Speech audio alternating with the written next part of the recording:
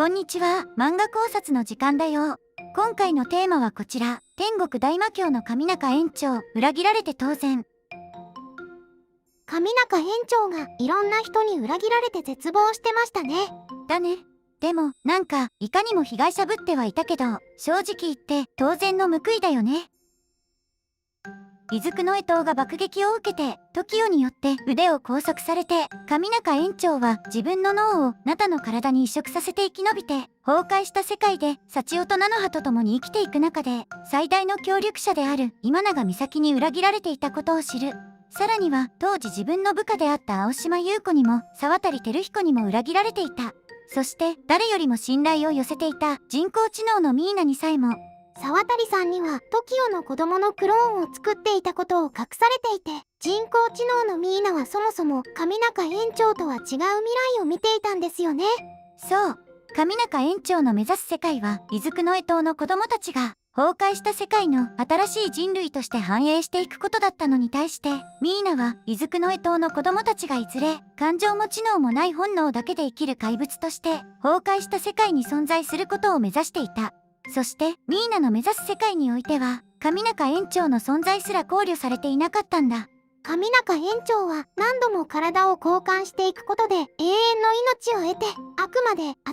世界の指導者的な立場で子供たちの繁栄を見ていたかったみたいなところありましたもんね。そうそう。今永美咲さんが裏切っていたっていうのは、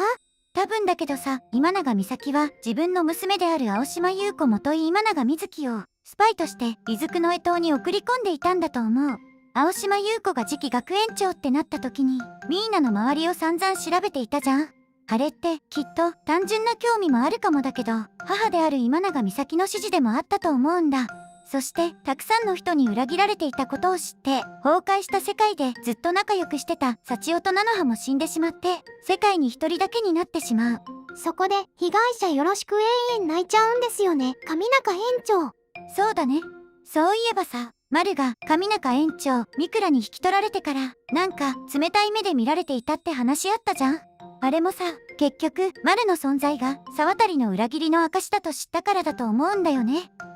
なるほど。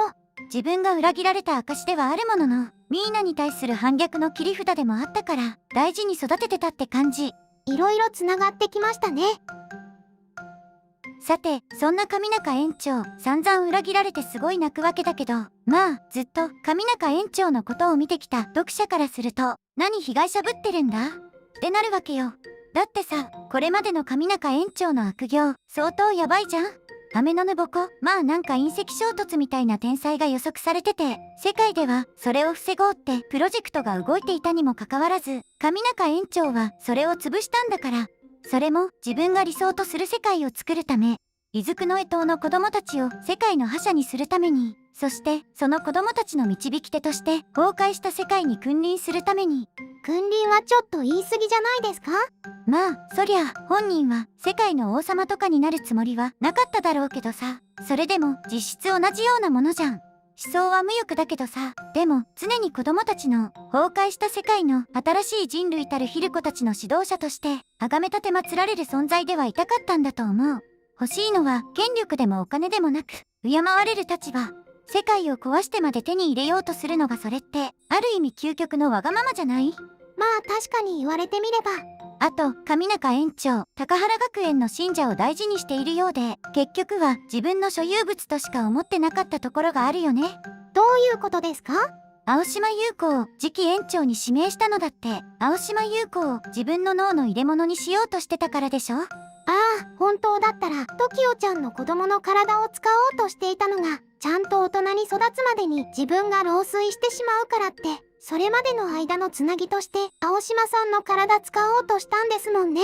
そうだよ。しかも TOKIO の子供を取り上げようとして抵抗されたために自分の体が使えなくなったからって、そこで今度はナタの体を使ったんだよ。